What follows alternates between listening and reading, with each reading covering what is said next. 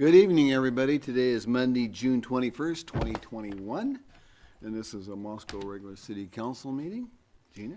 Happy warm Monday evening. Would you all please stand and join us in the Pledge of Allegiance? I pledge allegiance to the flag of the United States of America and to the republic for which it stands, one nation, under God, indivisible, with liberty and justice for all. Thank you, Gina. First order of business is the consent agenda.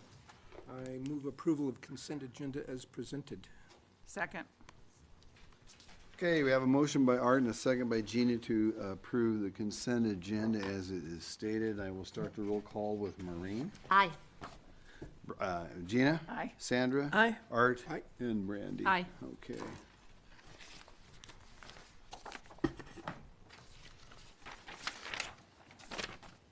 Item number 2, staff recognition report. Jen Piffner is with us this evening. Jen, do you have some reports for us this Yes. evening? Well, I would love to do one staff recognition report on the pool. So we have the Hamilton Low Aquatic Center.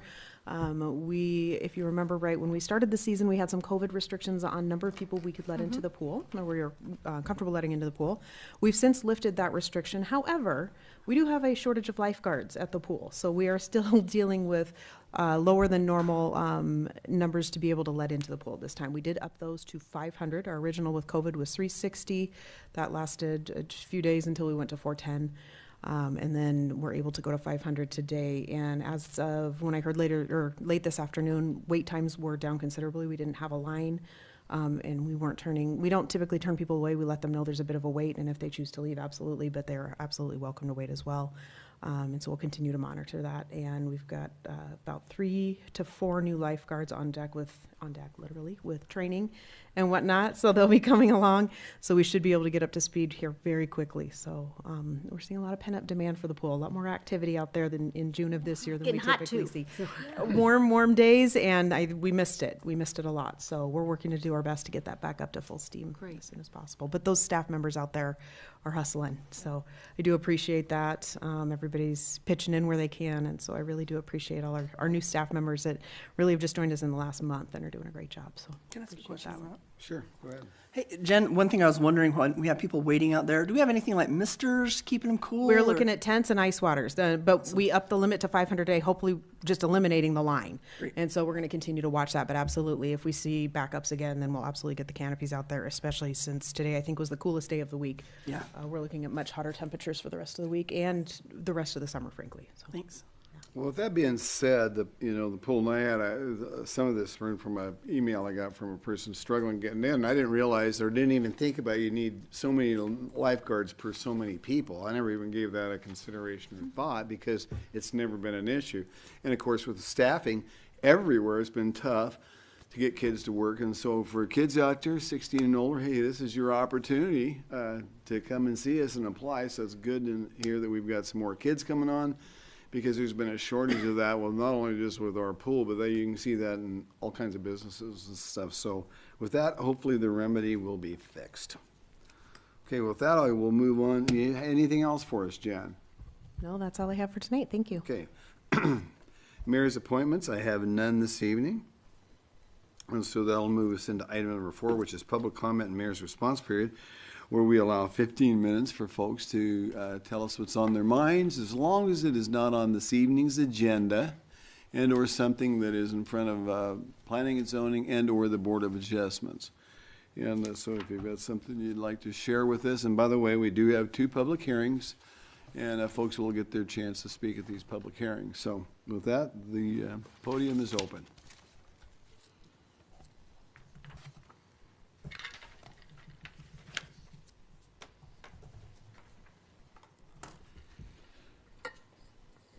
And it's a nice warm summer night. So I will move on to item number 5. We're going to delay for a little bit. We're going to go right into item number 6, the public hearing on Rolling Hills 9th edition preliminary plat. We have Mike Ray with us this evening. So Mike, you do have the podium, sir. Thank you, Your Honor. Council members. Mia, would you mind hitting the light over there, please? Thank you. So before you tonight, we have a public hearing for the Rolling Hills 9th edition preliminary plat. It's a 2.3 acre area, and it's intended to create 10 lots ranging from a little over 7,300 square feet to 8,461 square feet in size. And the applicant originally, you may have noticed within your packet, there's some neighborhood meeting materials that showed a much larger area.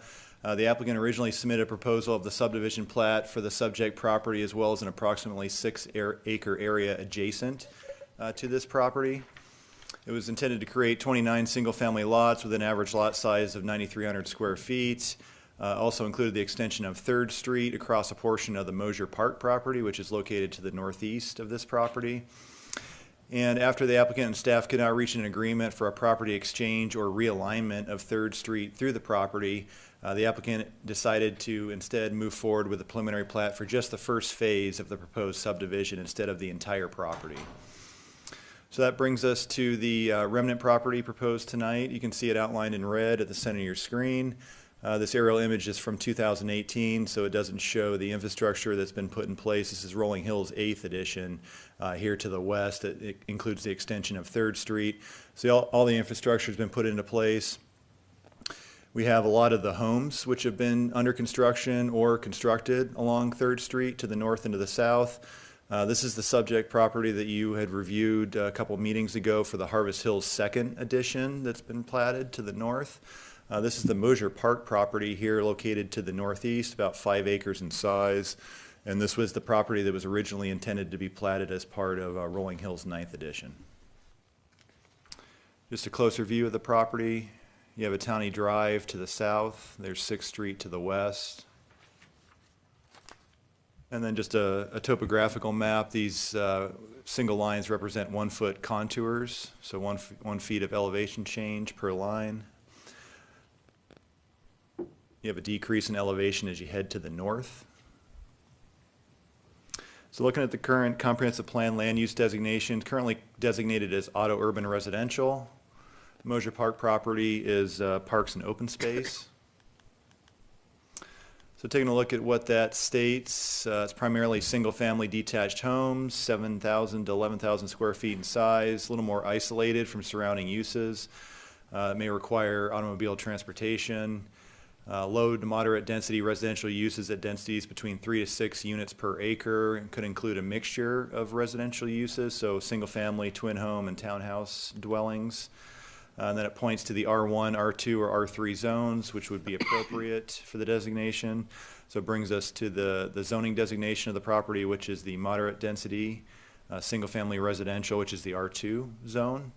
All the surrounding properties also within the R2 zone.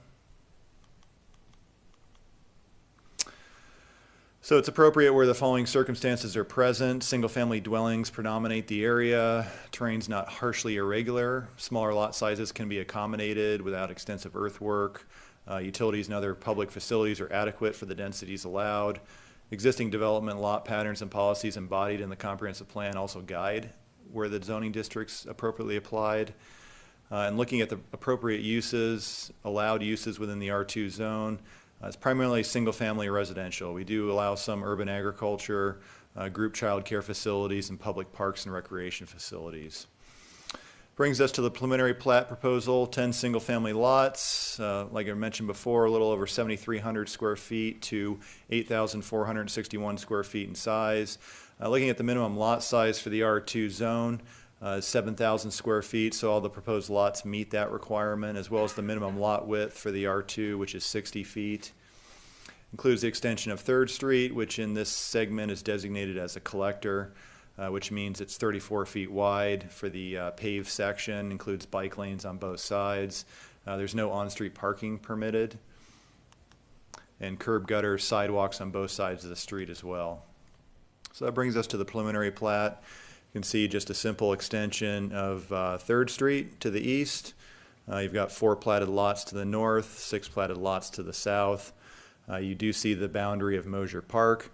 That was primarily the interest of the applicant and the city staff working together to try to figure out a property exchange in order to, we always understood that this segment of Mosier Park was going to end up being eliminated and 3rd Street was going to continue just like our thoroughfare plan states. So that was the, you can see the extension there and the park and the issues there. So just a closer view of the 10 lots in 3rd Street. The proposed grading plan.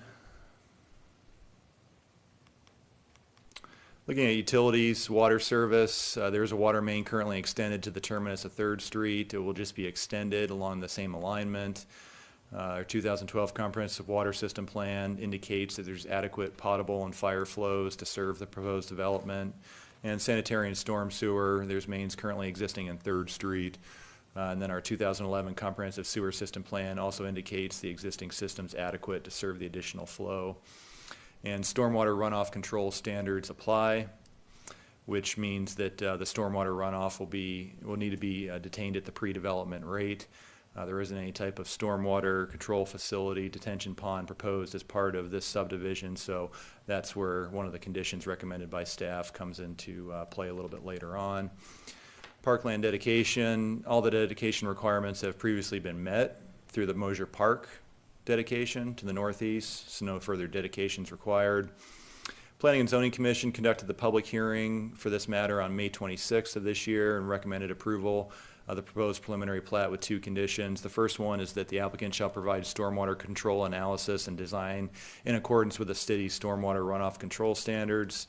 And the applicant shall extend 3rd Street 19.87 feet to the east to align with the eastern property boundary of Lot 6, Block 2 of the proposed subdivision. And after conducting the public hearing, upon consideration of testimony received, approve the preliminary plat with conditions and adopt Planning and Zoning Commission's RCS document would be staff's recommendation before you tonight. So I'd certainly try to answer any questions that you might have.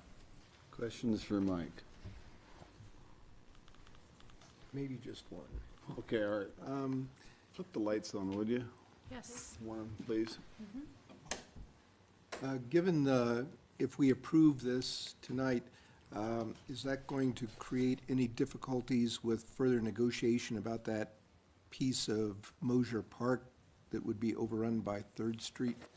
Is that going to provide any hindrance to finishing those negotiations in a manner suitable for both parties? It shouldn't. We've always understood that that segment of Mosier Park, just the triangular shaped corner, was always going to be exchanged for another portion of the property. The applicant will still be able to shift the alignment of 3rd Street further to the south. There was concern over excessive fill onto the park property, and that's why, part of the reason that we couldn't reach an agreement was just really the alignment after it extended past that triangular section of Mosier Park. So shouldn't have any effect at all, and I know that the applicant's still working on a redesign of that segment of the property, so shouldn't have any effect on it at all. Good. I had a Gina. follow-up question to that. The second condition involves extending 3rd Street. Can you, is that little corner piece? Yeah, every lot that's platted needs to have infrastructure in front of it, so it would just be this segment right here. Okay. So you see how the street ends Yeah. short of the eastern boundary, so it would just extend to the east. Okay. Thank you. Other questions for Mike before I open the public hearing? Okay, we will open the public hearing at 7:13, and we will hear from the applicant, please.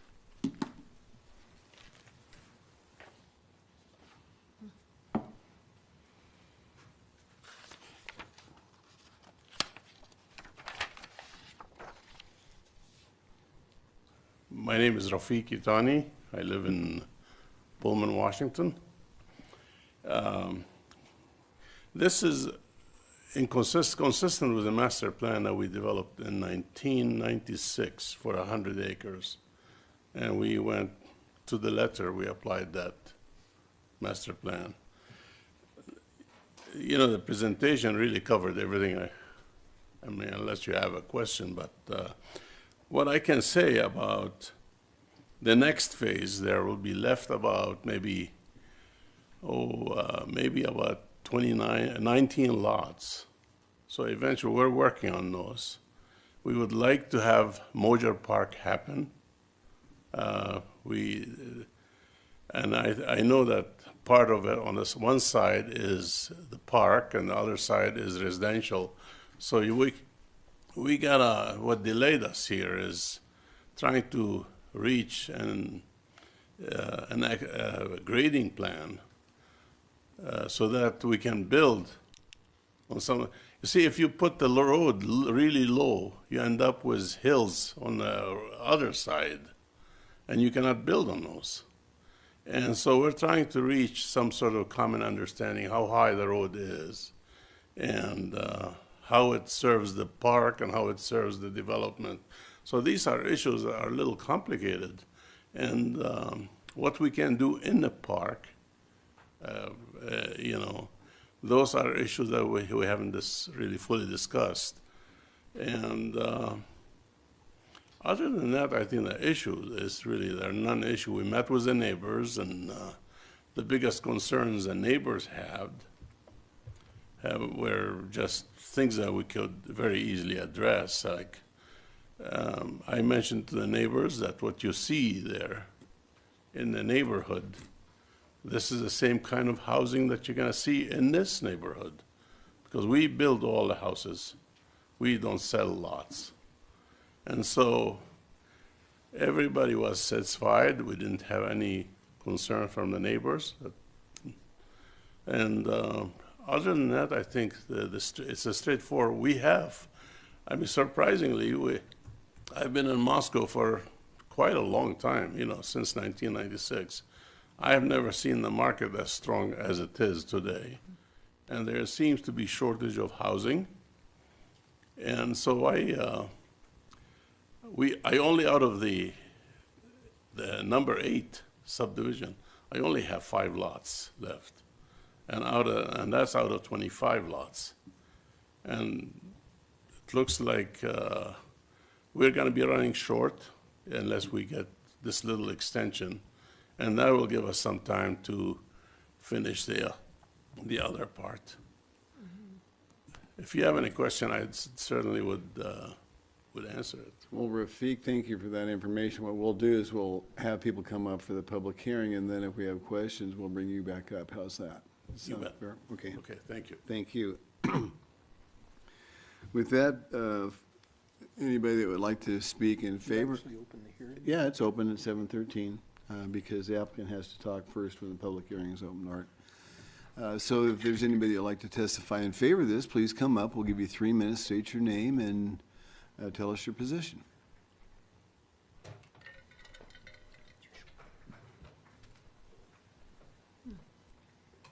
Okay, with that, anybody that has a comment on this that would like to come up, whether it's approval, general comments, or disapproval, please come up and you'll have a chance to speak.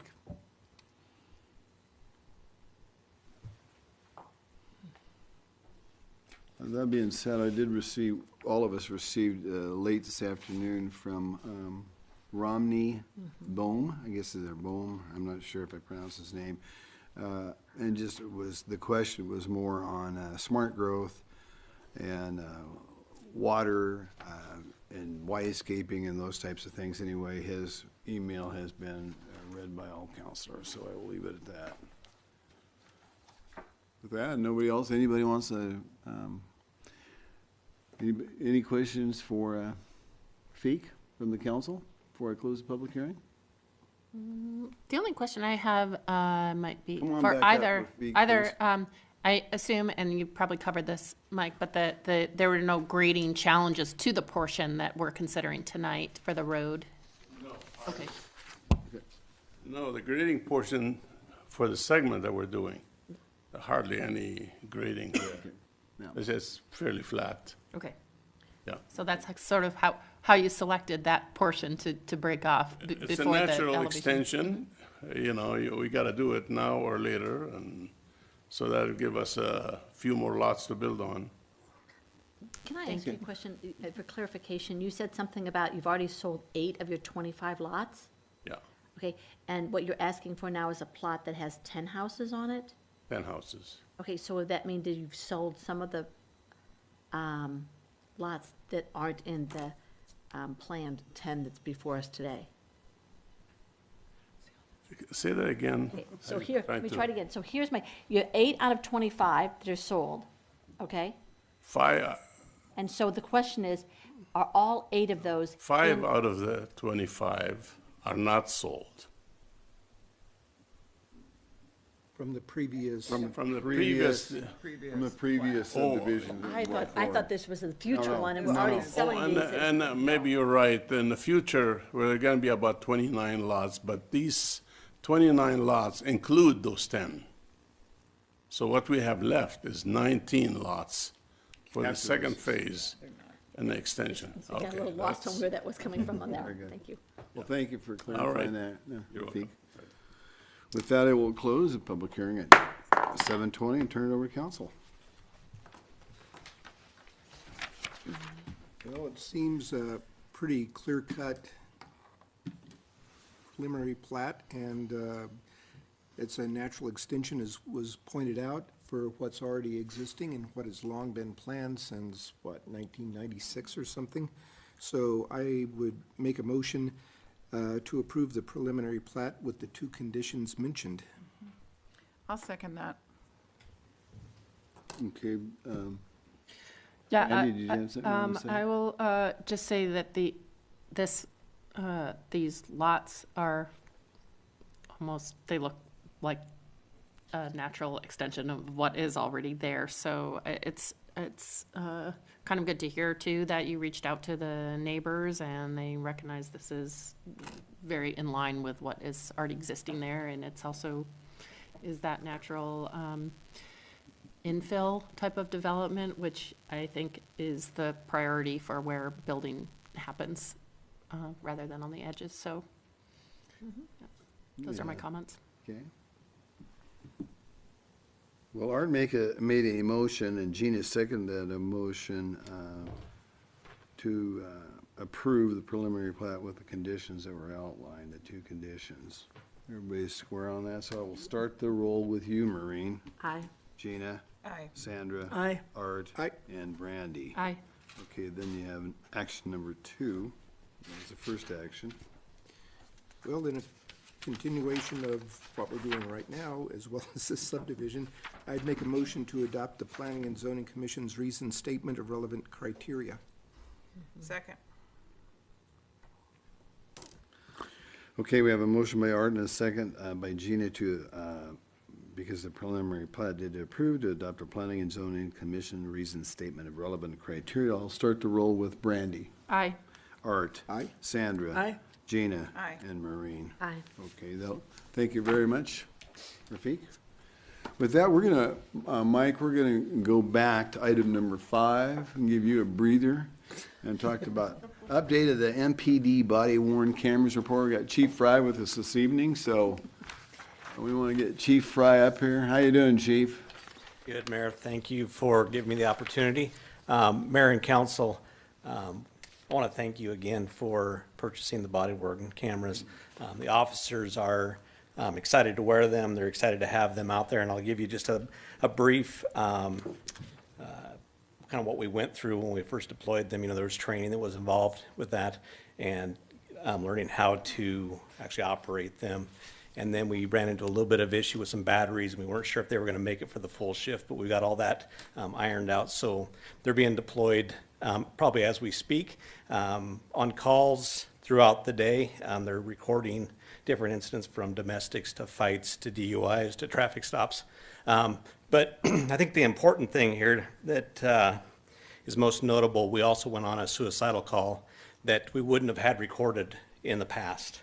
And during that, the individual was actively trying to stab himself. 2 officers handled it very well, actually went in and actually got a hold of the knife, took it away from him. It's all on camera. And what that creates for us is a great training scenario for their officers. Now, the tactics they used was very safe. And that's the important piece of this, is we can go back and use it as a training and say, yes, this was a good maneuver. Yes, that could have been better. And we can critique those things. So your money is being spent well, not only for training, but also for the transparency of the police department, as well as protection of our citizens, which is a big part of this. And I'll open it up to any questions if you have any. I know that legal counsel may have some. If there was, I don't know of any public records requests we've had on them yet, but Mia might be able to answer that better. Yeah, we have not received very many. We've received a few and provided a few recordings. I Well, don't really have anything else to add.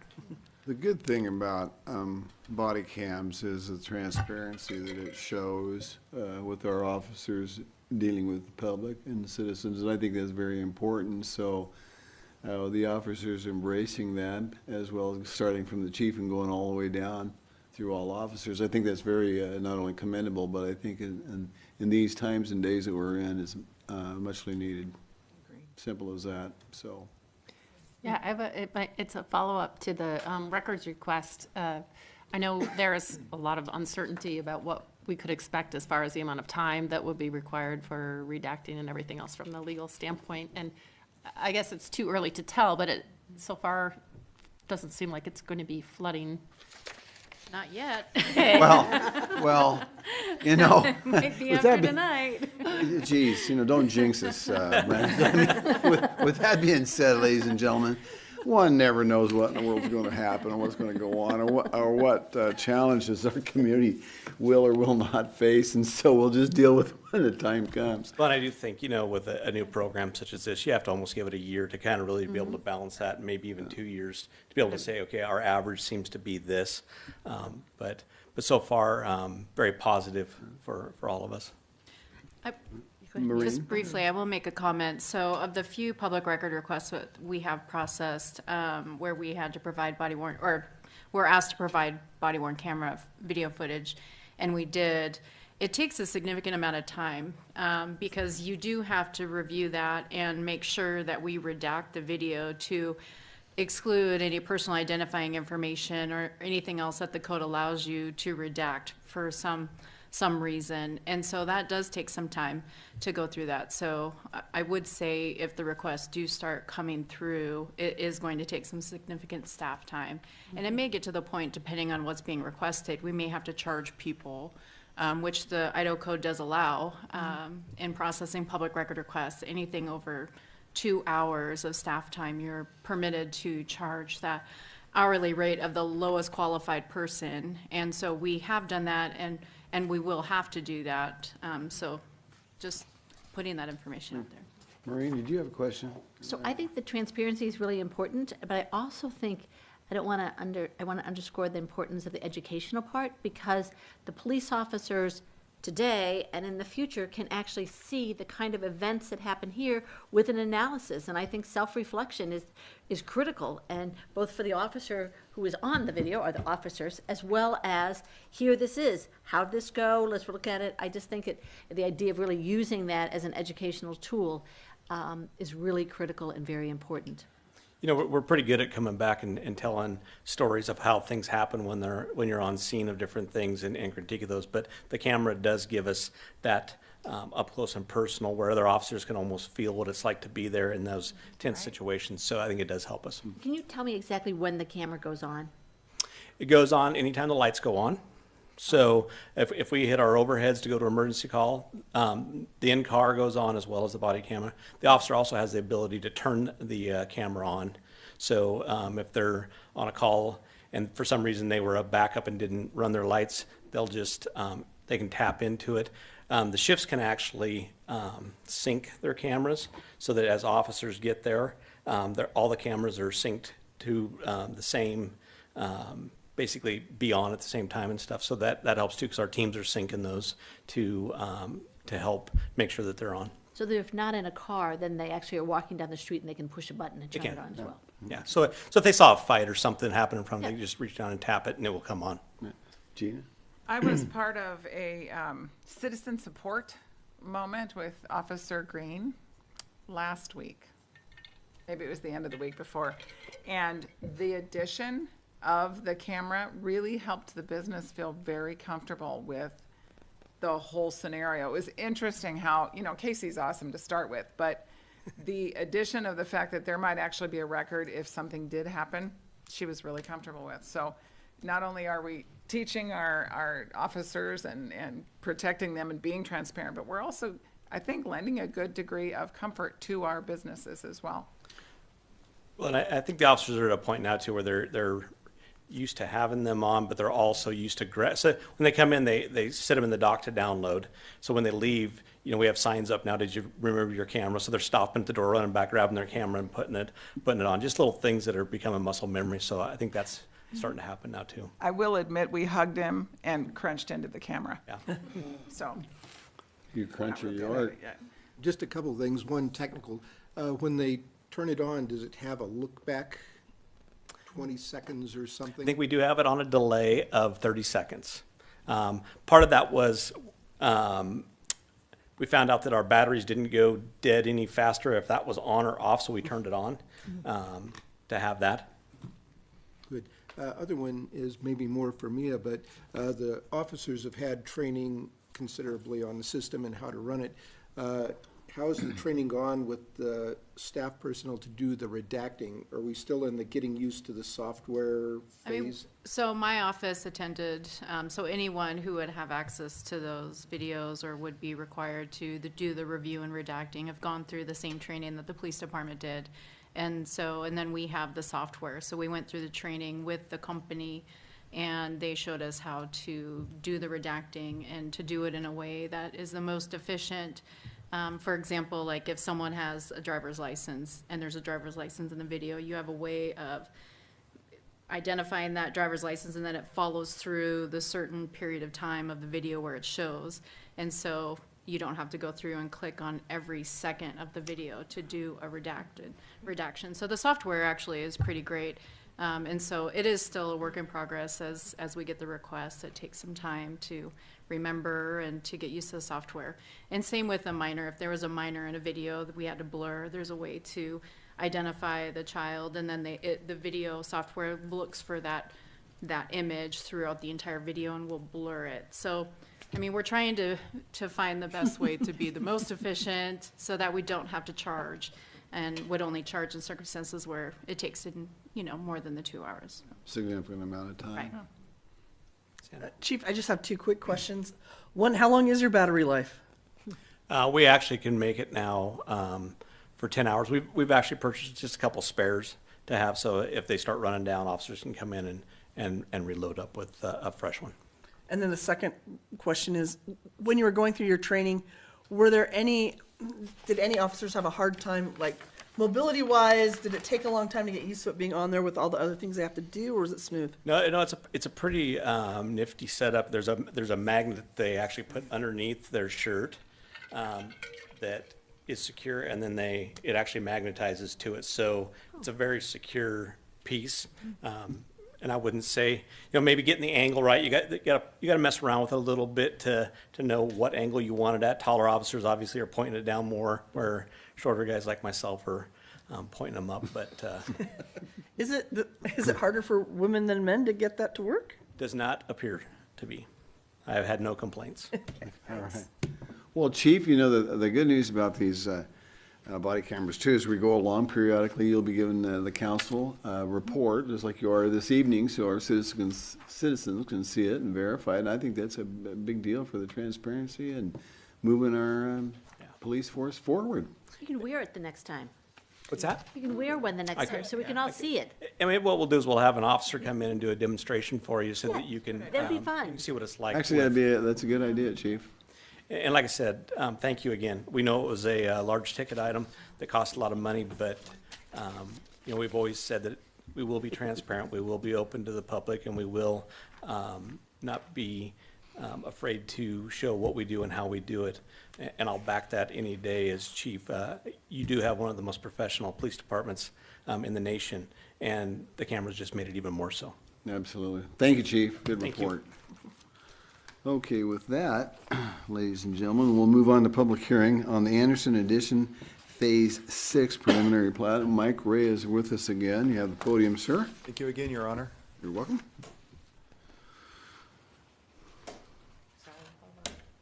Bottom right. All right. So this is a public hearing for Anderson 6 Edition preliminary plat.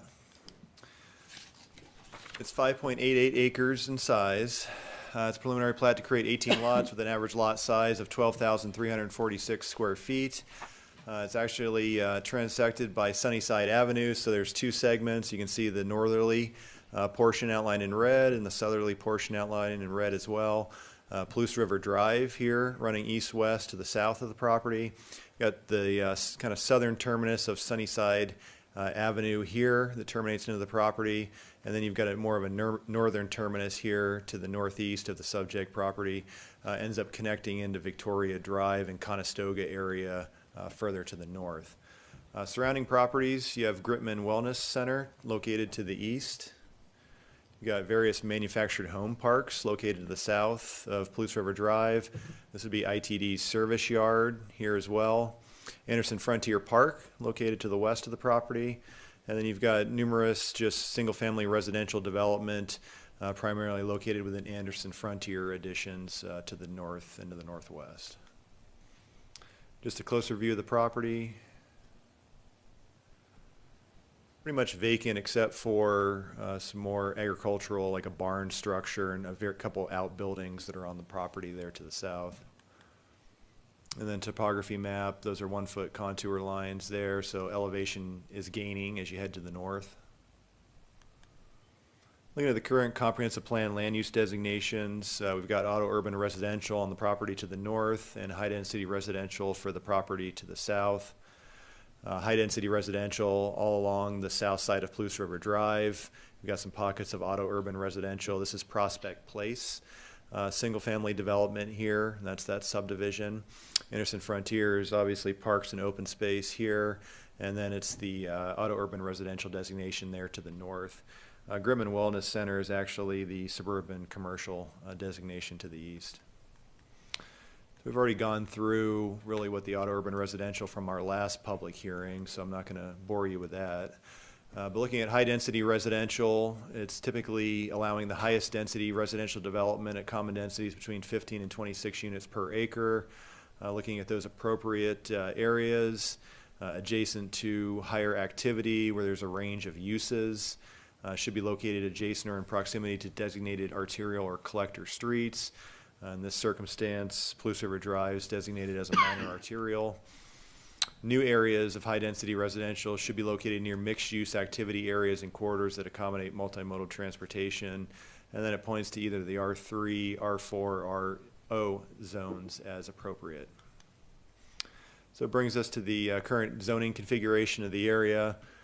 It's a little odd with the R3, R4 combo on this property, but that was a result of a 1993 rezone. I'll go into a little bit more detail, but the property was originally, I believe, intended to be more of a master planned retirement community similar to Prospect Place, and it was originally intended to continue to the property to the north, and obviously ended up not resulting in that development extending into that property. You do have some R1, which is low-density residential there to the north. That's pretty much the Anderson Frontier additions. R4 is multifamily residential, and that includes the southern portion of the property as well as Prospect Place development and Gritman Wellness Center there to the east. Got a pocket of R4 on the south side of Palouse River Drive, but south side of Palouse River Drive is primarily motor business with the manufactured home parks and ITD service yard. R3 really provides an increase over R2, permits different housing types. Appropriate where activity levels are moderate, terrain permits construction of somewhat larger structures, and where public systems and neighborhood facilities can accommodate a greater intensity of land uses directed by the comp plan. And then uses permitted in R3, really just a range of residential uses, so single family, two family, twin home, and townhouses are all permitted within the R3 zone. R4 is our multifamily residential zone. Provides for most intense residential land uses permitted in the community. It is to be applied where activity levels are high and adequate public facilities are available, especially near the U of I Central Business Zoning District. Adequate transportation access should be given high priority in determining the appropriate location for R4 zones. Brings us to the original zoning configuration of this property. Back in 1993, the council at the time approved a rezone to that R3, R4 configuration. The council imposed 3 conditions of approval of the rezone, which are as follows. The first, the density shall be limited to a minimum lot area of 2,000 square feet per dwelling unit, which is really rather dense. The building shall be limited to 1 story in height, exclusive of basements. And there shall be dedicated a pedestrian pathway minimum of 10 feet in width extending from Latah Care Center to Anderson Frontier Park. And so you can see these conditions really revolved around Latah Care Center being present to the east at the time, and more of a Good Samaritan type living arrangement, maybe extending onto this property, just like Prospect Place ended up developing as. So that brings us to the preliminary plat. There's 18 lots proposed, 9644 square feet to 23,672 square feet in size. Looking at the minimum lot size for the R3 zone is 6,000. It's actually, there's an error there. It should be 5,000 for R4. And so all these proposed lots meet that minimum requirement for the respective zones. Minimum lot width, R3 is 60 and R4 is 50. And the 10-foot wide public pedestrian easement which connects Cloudy Court to Anderson Frontier Park has been included. They just really have the easement width, and so you'll see one of staff's recommendations is that in the nature of the conditions that were imposed of the 1993 rezone, that the pathway be expanded to 10 feet in width, not just the easement of 10 feet. So it brings us to the preliminary plat. You can see, point out the current terminus of Sunnyside here to the south as well as to the north. So it includes the construction of Sunnyside to connect both segments. This is Cloudy Court. This is the cul-de-sac that's proposed to provide access to that northwest corner of the property. You can see this is the 10-foot wide easement which connects the cul-de-sac at Cloudy to Anderson Frontier Park to follow the intent of the 1993 condition. You have 7 lots to the south side of Sunnyside, as well as a stormwater detention pond.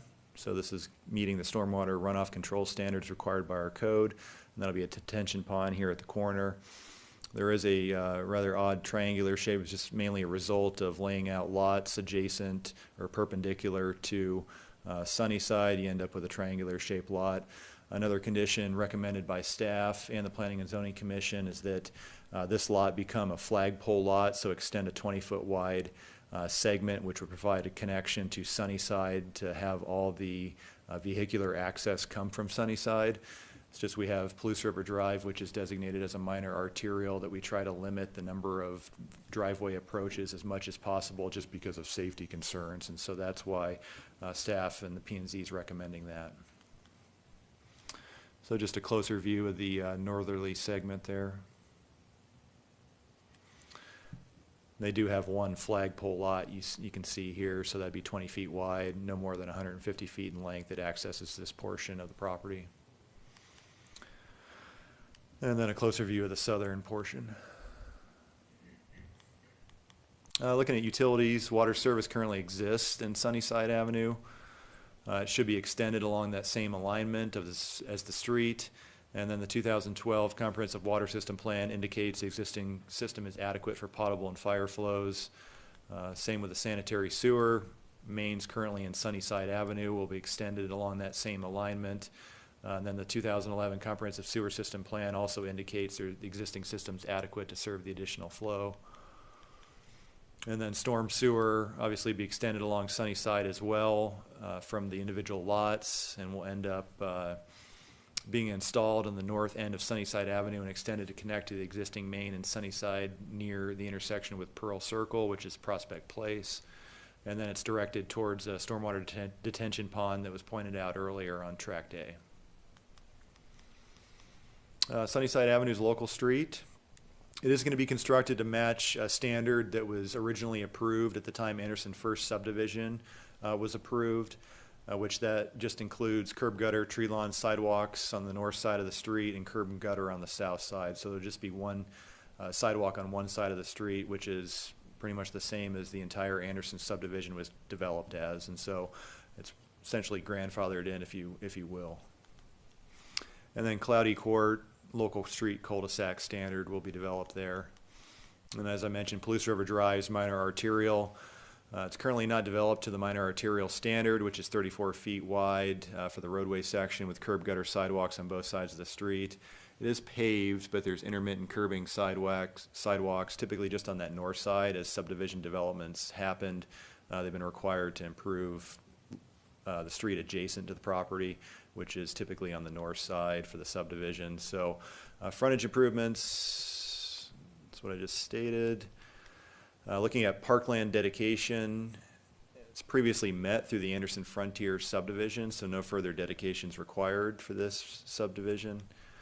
Planning and Zoning Commission did conduct a public hearing for this matter on May 26th of this year, recommended approval with the 3 conditions. The first one is that Lot 7, Block 5 be converted to a flag lot, like we had talked about before, with a flagpole portion providing direct access to Sunnyside Avenue and no vehicular access shall be permitted from Palouse River Drive. And that street frontage improvements shall be required on the north side of Palouse River Drive adjacent to the subject property to include installation of curbing, sidewalk, roadway widening to improve Palouse River Drive to 34 feet in width. And we're only making that as a condition because the applicant didn't show those improvements on the preliminary plat. And so there is an existing development agreement which states that that's required as a result of the development of this area. But we just wanted to make that clear with a condition. And that the final condition, the pedestrian pathway connecting Cloudy Court to Anderson Frontier Park shall be increased to 10 feet in width. So with that, staff's recommendation is after conducting the public hearing and upon consideration of testimony received, approve the preliminary plat with conditions and adopt P&Z's RCS document. And I'd certainly be able to answer any questions you have. Questions for Mike? Art? Always have questions, Mike. Relative to the 1993 rezone part, there were some stipulations in there that include the currently contemplated pedestrian access to the park from Cloudy Court. But also, it says that height will be limited to single story. Does that apply to the R3 zone part, the R4 zone part, or both of them? It applies to the entire property. Yep, so it's limited to single story in height, exclusive of the basement. So really you could technically have high vaulted arching ceilings on a single story, and as long as it didn't exceed the height requirement, which R3 is 35, R4 is 40, technically it would still meet the intent of that condition. I mean, generally we don't impose specific height standards to just, random areas like this, but I think at the time it was trying to keep with the single story arrangement of more of a retirement community, and that was one of the ways to, end up kind of securing that into the future. And so obviously plans have changed, doesn't really apply now, but the conditions are still on the rezoning of the property, so. Thanks. Other questions for Mike before I open the public hearing? Thank you, Mike. We will open the public hearing at 7:47. We will hear from the applicant, please.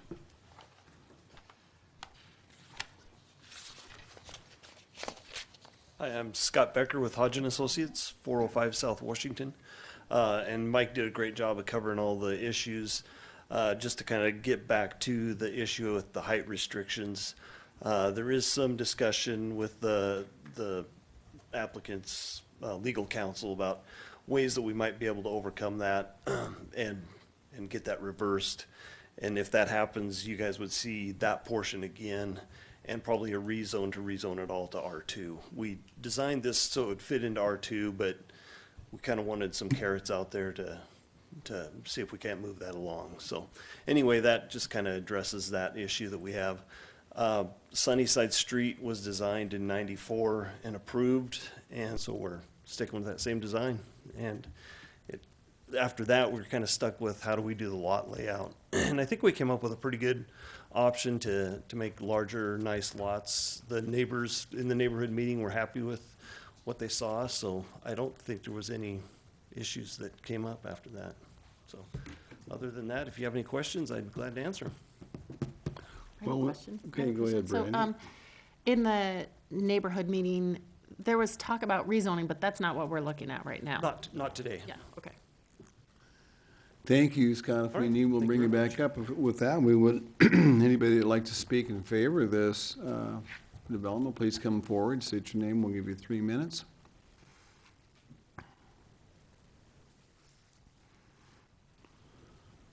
I will take testimony for anybody that disapproves or general comments on this.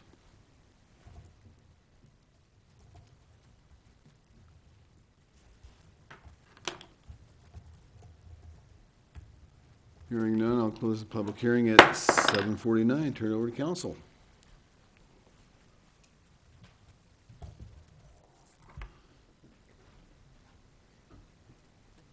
Oh, geez. Who wants to go first? I have a question for Okay. Mike, just about the road width of both the Sunnyside extension. What is that? I'm sure it's going to match what already exists, but is 34 that feet. the wider prior standard before we recently? It's 34 Change feet, that. isn't it? It would be underneath the prior standard. Yeah. Correct. Okay. And what about the cloud court? Same thing? It would be the same standard. Okay. Yeah.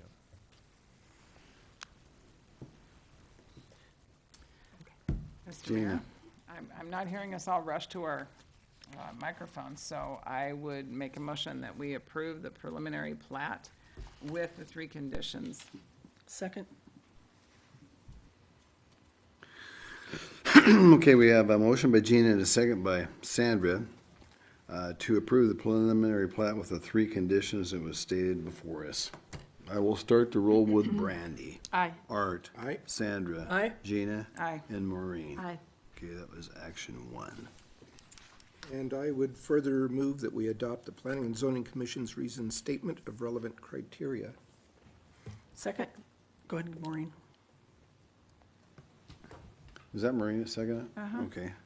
We got a motion by Art and a second by Maureen to adapt the Planning and Zoning Commission reasoned statement of relevant criteria, and I will start the roll with Maureen. Aye. Gina. Aye. Sandra. Aye. Art. Aye. And Brandy. Aye. Thank you very much, Mike. Thank you. Mr. Mayor? Yes. I have just a procedural question in general about when things are platted. It's not specific to this, but when something is platted, I seem to recall in a prior hearing that it can expire at a certain point if nothing happens on it. Is that correct, or did I misunderstand If it that? doesn't advance to the final plat stage, it does. And is that a set amount of time? Just, again, this is just out of curiosity, not specific to this, but It's a set amount of time. Yep. can you tell me what that is? I believe it's 18 months, but let me grab my. Okay. You got him, Brandy. Good job.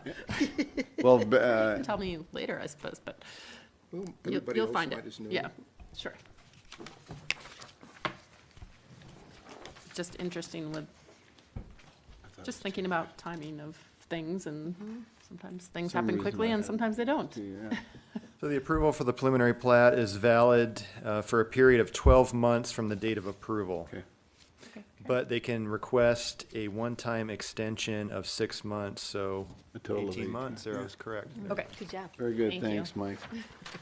Well, with that, that is the end of our agenda, but we will go into reports, and I'll start with Sandra. I had a Pathways Commission meeting, which was great. We heard from them not very long ago, and I think everyone knows that the president, Jonathan, and I cannot for the life of me, Brayden. thank you.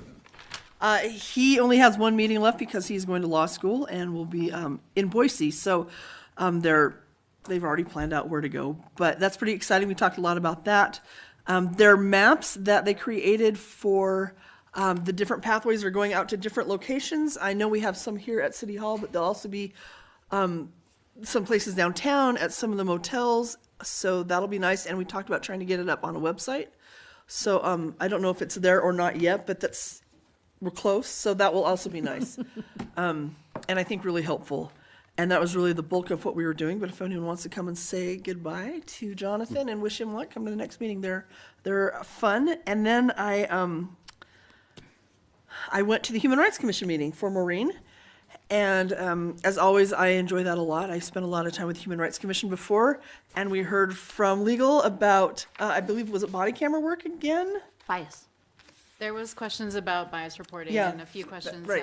but there weren't enough members for a quorum, so we Right. didn't actually have a meeting. There was Yeah. just sort of an informal discussion afterwards. But everyone wanted to take advantage, those that were there thought, let's take advantage of having counsel there and ask some questions, which was great. So really appreciated my Chief Fry being there to help answer questions, and they seem to be progressing right along. And And I was unable to make the Sustainable Environment Commission meeting, which was mine, and I felt bad about that, but had some weird things pop up and was not able to make it back for that. So I apologize to everyone on that.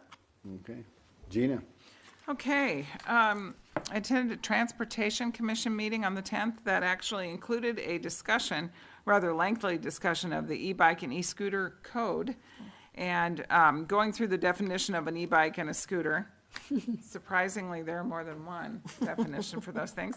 And then also the addition of e-boards as well, if you've seen those with, yeah.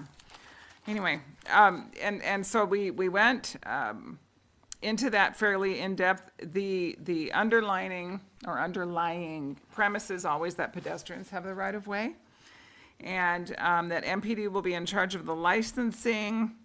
Had a few questions about some cost incurred. We also talked about the draft neighborhood traffic calming policy. We should see some more about that soon, just talking through ways to slow things down and calm things down. So, and then I was able to sit in on about 5/8 of the Palouse Basin Aquifer Committee meeting. Not the whole thing, just 5/8 of it. And we started talking about, they updated us on some of the research that's going on, and there was an awesome, and I'm nerdy and like isotope research, so part of that is, well, I won't drag you into it too far this evening, but there's some really cool research going on that actually is tracking snowfall and the rate at which it recharges the aquifer, if there's a way to make that connection. So don't tell me that's not cool. But anyway, it was a fairly long discussion about that. They're working towards an annual groundwater recharge amount, if at all possible. So that's where that's going. We also had an update on the Water Alternatives Project report. And what they're doing for each of those 4 potential solutions is developing the schedule, the phasing, the implementation, the scheduling, the cost estimating, the schedule of the project itself, and then the next steps for each one of these. So we will see this probably towards the end of June, where this report will come out. We still have not chosen necessarily, of course, the way that we're going to work on this, but they're refining, they're figuring out ways, you know, pitfalls and trying to identify things like that. And then I had to leave.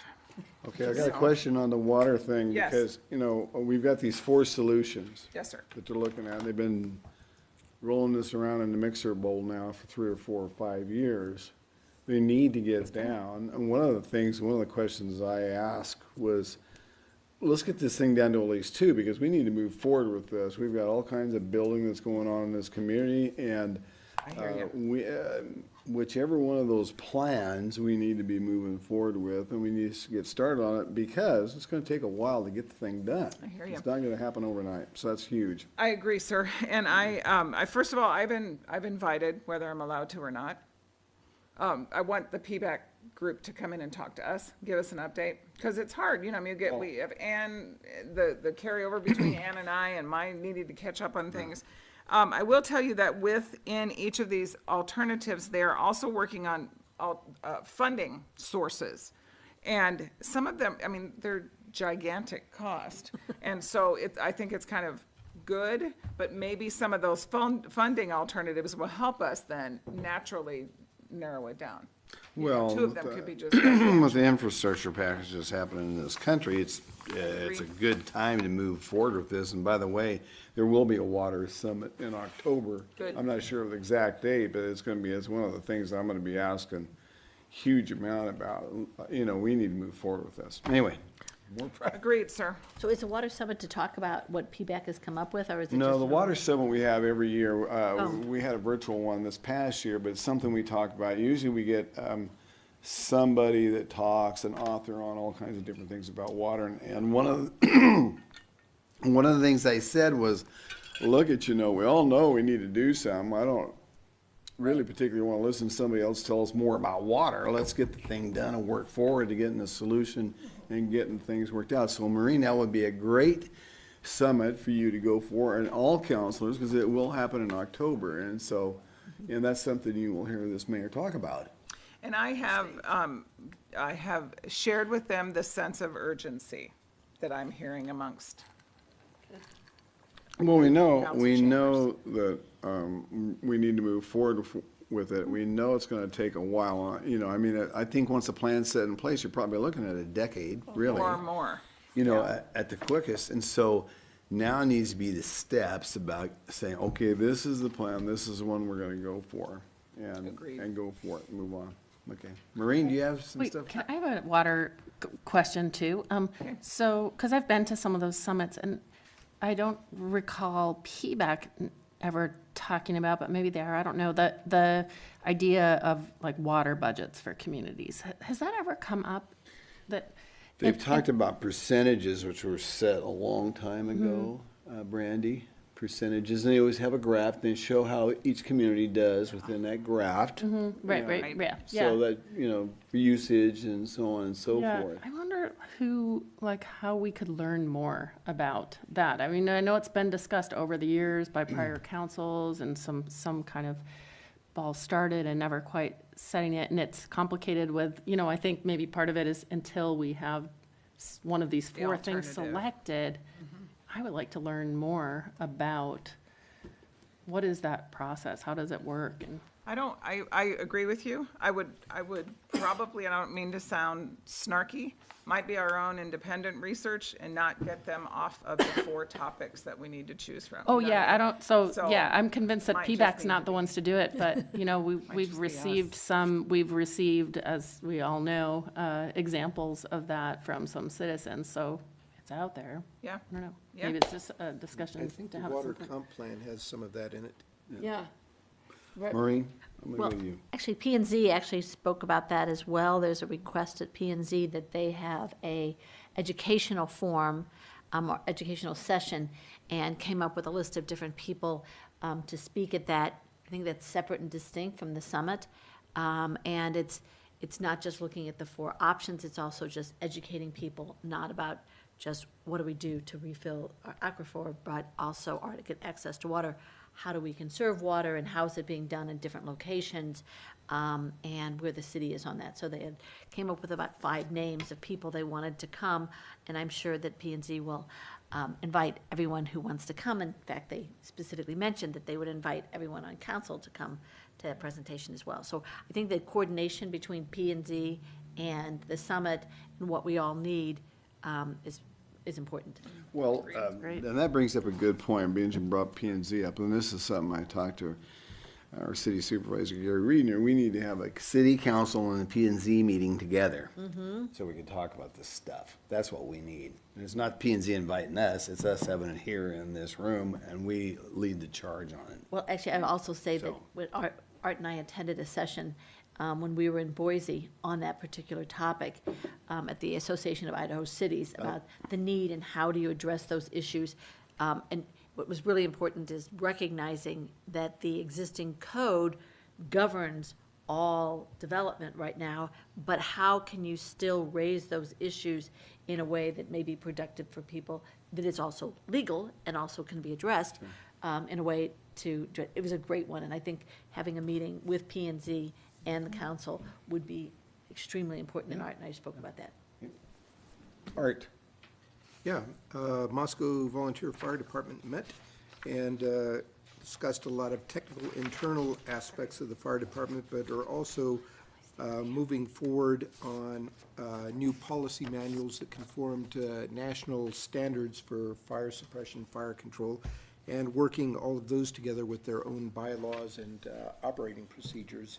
So very technical and slow going, but they're getting there slowly but surely. Farmers Market Commission met and have done away, after consulting with the vendors, with the mobile market pickup aspect, because the market participants, the vendors, decided that if people want it, they can call ahead, they can just come to the booth, pick the stuff up, load it in one of the little red carts, and away you go. Also, live performances will be returning here in the next couple of weeks. And there was a lot of discussion about what do you mean when you say local? How far away is local? And that got interesting bits when some of the crafts vendors are saying there is no local source for leaded glass. So how are we supposed to meet the minimum requirement for local ingredients when our local ingredient comes from Venice, Italy or something? So it's a little That's a real problematic. thing. Yeah, It's a real and these thing. guys are getting into it pretty heavy. There's some heavy discussions. And of course, last week, we were off at the Association of Idaho Cities meeting, but I'll leave that to his honor to discuss in greater depth. Thank you, Art and Brandy. Well, I have all kinds of arts news to report, and not arts news, but the, sorry, the arts You had my hopes up only to crush them. let's see, I did want to comment in our consent agenda tonight that what came to administrative committee last week, and I just suggest anyone that is interested in looking at this more, it's available on YouTube, the admin meeting, but we had two very generous donations of art. One was donated by Wendy McClure. She donated 5 works by the artist Pam Overholzer, and they are kind of these shadow boxes with 3-dimensional representations of historic buildings in our downtown. And then there was also a donation from the family of Andrew Becker for a standing art installation at the Idaho Transportation Center's Sculpture Garden, and there will be an RFP going out for that. So Megan Cherry presented on both of those, and I think it's worth a look if anyone out there would like to see that full presentation with all the public hearings. We couldn't get to them tonight, but there was also the Arts Commission talked about the naming of the new micro gallery, which is on the first floor here of City Hall, outside of Megan Cherry, the director of the Arts Department's office, open to the public for viewing. And that was a heated discussion about what should we call this. There are these 6, well, I'll go ahead and give the punchline away, boxes, because ultimately it was agreed and voted on to call it the Box Gallery. And it's very cool. There was a very ceremonial ribbon cutting to kick off Art Walk here on Thursday, and I was honored to participate that and cut the mini ribbon with the mini scissors and read from the mini scroll the art solution. They're very creative, all these artistic people. So it was a resolution, but it was quite fun. And whimsical. And whimsical, yes. And right now, if anyone who wants to check that exhibit out, the outgoing poet laureate, Susan Hodgen, her poems are in the 6 boxes. Okay, very good. Yep.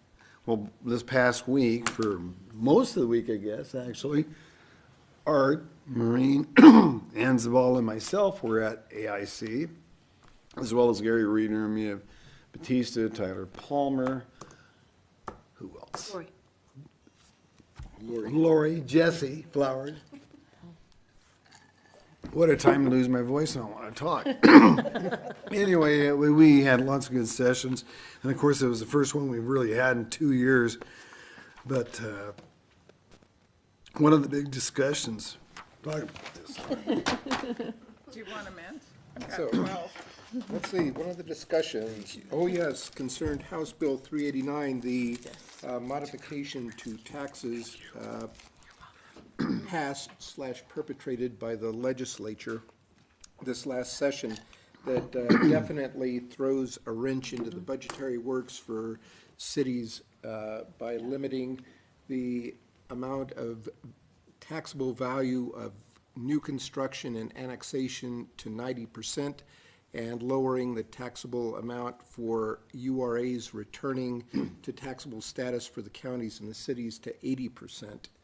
And the reason for the taxation originally was to help fund the cost to the rest of the municipality for operating these new constructions and new annexations going forward, but with the decrease in taxing authority there, the cities are somewhat handicapped in how they're going to handle this. So in fact, the city of Caldwell put a moratorium on all new development. Other municipalities, like Middleton down near Boise, has 6,000 new home sites going up, and then this came through, and so they are absolutely bereft of the ability to deal with the construction involved with all those new houses in a relatively small community as it stands. There's a lot of concern all around the state with every municipality out there of the implications of Bill 389 and how that's going to play out going forward. It also deals a little bit peripherally with how we handle our foregone tax amounts. So in years gone by, the city hasn't taken its full share of the 3% of allowable tax. The status of those funds that we've banked in a fiscally responsible manner in the past may no longer be accessible. We're not too sure about those yet. Because the other thing they did was also place an 8% total limit on taking foregone taxes, new construction, annexation, and the 3% that were allowed by right already, caps it at 8%. So in the example of Middleton, with all these new construction sites going in, they're going to be at 12%, but they'll only be able to take 8%. And that's going to have a huge impact on the way that municipality operates. Well, Am I getting it right, Bill? yeah, you are, and that's a town with just a little over 10,000 people, and they're having 6,000 unit development. Think about that. I mean, that is an amazing amount. The thing about the 389 is it was slapped together so quickly, brought up on a Wednesday and passed on a Thursday or a Friday, and nobody really got a chance to really read through the thing to make sense. And look, there's no doubt that there needs to be tax reforms, but it needs to be done collectively with cities and counties being involved, not just the state legislators where they're getting a certain amount of pressure put on them at the state, because it's something that needs to be talked through and worked through and worked on. But Alan Dornfest, who is the controller, a very bright guy, and he was talking about it, and he said, really, they don't have a clue really how it's all going to work out. So it's kind of an interesting thing, an interesting scenario. I think that was it's an overstatement to say it's interesting. It was really depressing, I thought, because he kept Well, saying. look at, you always got to remember this, everybody, is we're going to move forward, we're going to make it work, and we're going to get through whatever it is we need to get through. We got to do it. That's just how it is. But even when you're doing it, I just wanted to comment, because the thing I thought was most potentially, using your word there, interesting, is the fact that you're putting together your budget without knowing Well- how those. That is interesting. I mean, that was more than, like, terrifying, and I sat there and thought, where is Sarah? Because that was really challenging, that you will be putting your budget together without knowing how much money was really coming. That was, but he was pretty humorous about it, just because he said, who knows? Well, it's always good, anyway, we went through a number of great sessions down there, and of 3 counselors and a bunch of staff. There was like 6 of us staff, including Laurie, and I didn't say Gary Reeder, of course. He was down there as well, but it was a good time to meet with a bunch of people. And by the way, Art became sworn in on AIC Board of Directors for Region 2, District 2, as well as myself. So Art is one of the new directors on that. So here we have the entire representation for District 2 for the Idaho cities, which is kind of the north central area from Idaho County up to Benoit and from border to border. Yep. Well, Jen, do you have a report? The only thing interesting from last week, I stayed back here in Moscow. Well, we did have a Juneteenth holiday that was declared. We had the federal government do that in the morning, the state do it in the afternoon. We followed suit shortly thereafter in the evening. So apologize for any disruptions in service on Friday. That was a very interesting day. That was interesting. So, well, ladies and gentlemen, we live in an interesting time. So, Seeing the feds and state move that quickly was Right? fun. So, It's pretty cool. yeah, so Friday we were closed in observance of the Juneteenth holiday on Saturday, and we'll plan for that a little bit better in the future. So we appreciate everyone's patience and services changing a little bit. and a bunch of us missed the art walk. So the art walk was a success, Yes, right? yeah, well, and Brandy had mentioned the opening of the 3rd Street mini gallery, the box Yep. gallery. That was ribbon cutting kickoff to Art Walk, a bit modified. I should have probably mentioned them in staff recognition as well. They pulled that off very well. One of our first big events since COVID, which was tremendous. Again, a little bit modified, no street fair, but there's lots of great things to come with Art Walk as we kind of get into full swing with everything else as well. So, We're inching back, ladies and gentlemen. yes, yes. Thank Well, you. with that, I'd entertain a motion to adjourn. So moved. Everybody in favor, say aye. Close at 8:14, everybody. Thank you very much.